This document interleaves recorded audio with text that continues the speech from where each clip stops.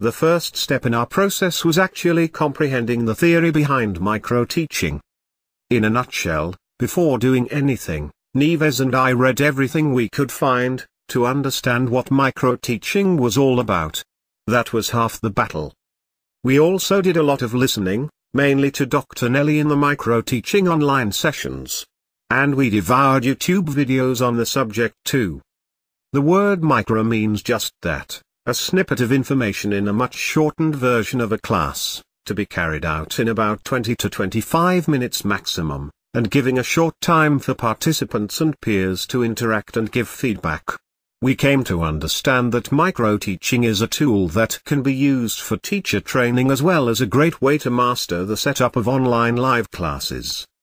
Hence the theory gave way, from learning and experiencing an established method, to developing a new approach, by working as a pair at a distance. We then set about creating our own online, mini micro-teaching course, revolving around one common theme. What is our method? Well, it's just an interpretation of all the theory and practical experience we came across. Putting heads together, and knuckling down to the business at hand, is what it's really all about. Our method, if we can term it thus, was really a plan of how to use micro-teaching in pairs on WizIQ as a springboard for our own personal evolvement and development as teachers, constantly on the lookout to improve our own teaching method, and also as a means to activate engagement in our own classrooms, be it face-to-face, or live online. So, what were the basic essentials of our method? The first step was to create an overall theme for the mini-course online. Our theme in this particular exercise was called One Foolish Monkey, based on the 3 wise monkeys saying, and that only a foolish monkey would blog. The second step was to find the ideas and develop them to fit into our theme. Even if our theme title may have seemed out of the ordinary, in reality it is a very hot topic and one that many of us ponder before we leap into the mix, and that is, to blog, or not to blog. Thirdly, to find a common ground to work on. When you live in proximity it's easy, but when you live 6,000 miles apart, then that is where technology comes in handy, such as Google Docs. Putting down an outline and agreeing to it, is the most important part of this step. The good thing about Google Doc sharing is that you can actually meet and work simultaneously on the doc, so it's a sort of written communication rather than spoken. But then again, black on white is so much better. Finally, when the work is done, revise it and fix the odds and ends. We turned our hard work into a slide presentation and then made a video using TTS voices and/or voiceover. When you work on a platform like WizIQ, the easiest thing to do is to create a mock session, invite a few peers and put on the show, getting immediate feedback. This also gives one the time to practice using the virtual classroom tools. When all's said and done, you are ready for the live presentation. Here, we have another topical issue, working in pairs. As teachers, we know what it's like when we ask our young students, especially, to work in pairs. Sometimes it can be an absolute waste of time and energy, but on occasion it can create a working duo that are on the road to mutual collaboration, and instill in each other the much needed confidence in learning. This is how we teachers would like to perceive it always. So, is it possible among adult teachers with a background in individual classroom control? That's what it is basically, a control of the whole classroom with no one to answer to, except our school curriculum or syllabus, of course. Just how then, do 2 adult teachers with experience work together? One of the first things is whether the 2 have mutually agreed to work together. The active verb here is work. Then, putting aside personal feelings, the next step is to accept and acknowledge the situation at hand. So, what is teaching in pairs? One definition which fits this is that of friend and cook. Co-teaching involves 2 or more certified professionals who contract to share instructional responsibility for a single group of students, primarily in a single classroom or workspace, for specific content or objectives, with mutual ownership, pooled resources and joint accountability. Tom and I almost accidentally fell into a pair during one of the practice sessions run by Dr. Nelly. I was proud and almost in awe to partner with Tom. In the past Moodle courses I was always getting lost or muddled and losing my sense of breadcrumbs. Hence my mortification at being a co-teacher with Tom, but I was up for a challenge. However, I did have nearly 10 years experience at being a co-teacher in the language classrooms here in Italy. My role as the language expert was hinged to work in sync with the class teacher. But again, that was an active physical role in the same building, in the same town, in the same country. Now all of a sudden the co-teaching experience would occur at a massive distance and in a virtual atmosphere. Could we pull it off successfully was the pinnacle of my thoughts. Yes, we did it, wonderfully too. As with any activity done in pairs, a sense of regulation keeps everyone in tow, and these were how we perceived setting up a rule of thumb. We set up our roles, basically who would do what and when, taking a responsibility for what we do. Rules don't harm anyone and keeps you on your toes. Enthusiasm is kin to enjoying what you do, and it makes work fun.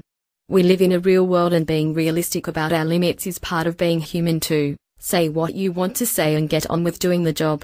The most important thing about working as a pair is being able to communicate, so we had to find a suitable means of communicating. How we set up our communications line. We created a Google document and gave it a name. We shared the document privately between ourselves and Dr. Nelly. We created a header with our badges for our theme. We added images here and there, to engage and incentivize ourselves, having some fun along the way. We began with our heading on the first page. We set up our first chapter. We finished part 1, at 115 pages. Meeting each other halfway is not just about finding a ground to work on physically, but it also means accepting each other's limits, and finding a way to lend a hand and share the load. For example, if one of the pair is not as learned about a subject, or point in question, as the other, then making time to explain the ropes, is the best solution to maintain a continual workflow. Part of a healthy working team is to create a schedule and then stick to it, bearing in mind each other's commitments to day job, family, etc. It's actually harder than it seems, as unforeseen circumstances can disrupt any sturdy schedule. Therefore, make a schedule together, allow for extra time to cover last-minute changes, communicate any changes made, either by email, SMS, social site messages, or insert comments on the shared documents. Respond to these knocks for attention and continue on with the work at hand. Forgetting to answer a message is lack of consideration for your teamed partner. Same goes if you make changes or decisions without interjecting discussion. When the planning stages are dealt with and the research is underway, then it's time to prepare the class. We decided on a slide presentation and set about choosing an appropriate slide outlay. In reality, we designed our own for the One Foolish Monkey series by adding the image as a faded background. Slowing working on each slide within set time limits, from a week to 10 days, for the whole presentation part. A point to note: if you prepare slides or any type of presentation, then the longer you take to fill in the slide notes, for example, will actually hinder your workflow. Taking too long can cause memory lapses for thought patterns you had when setting up the plan. After all, it is a micro-teaching session, not a year syllabus. Ensure that the information and details you have added to your segment is correct, and any or all bibliographical references are saved in the bibliography list. So why did we use a pre-recorded video in our live class? A video facilitates smooth running of the class by avoiding speech errors, hiccups, coughs, sneezes, sound defects, etc., and takes the stress off new presenters who may be nervous or forgetful of what they want to say. It reduces the overall length of the class, speech is more fluid, and any dead spaces can be removed by editing. If professional voiceover, or TTS engines are used, it's possible that the speech is easier for non-native speakers to understand. Regional accents can be reduced and colloquialisms replaced. It allows the presenter to follow the class chat, and copy any questions that come up during the class, and prepare to answer them. We fully recommend the use of a pre-recorded video in all live online classes.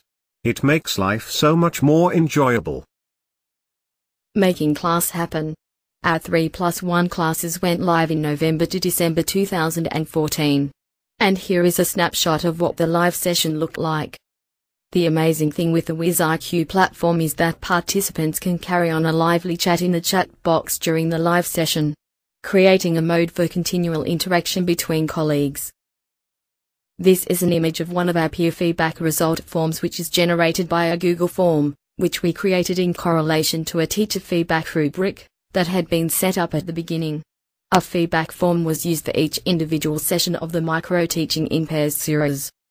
Peer feedback is important for a variety of reasons. It helps to instill confidence in the teachers giving the presentation. It assists in understanding whether the teaching method chosen is effective, and if the pair are making a singular statement of having worked together as a team or pair. What did we learn? Is such a difficult question, as we need to define the term learn. According to the Merriam-Webster Dictionary, the meaning of to learn is to gain knowledge or skill by studying, practicing, being taught, or experiencing something. Therefore, in this respect, we did gain a multitude of knowledge, dealing with new types of technology such as using WizIQ, Google Forms and TTS with Movie Maker, in the way of skills, improving our method of teaching online in a live format, experiencing simultaneous feedback from our peers, as well as being in dual control of the class material. Most of all, sharing our ideas and thoughts with our peers in an open exchange of information and a communicative learning space. Someone said that sharing is caring, so if we can adopt this term in our context, then definitely. Tom and I have taken a lot of care when it comes to sharing our presentation, which represents our time and effort into the research and preparation of the final demonstration.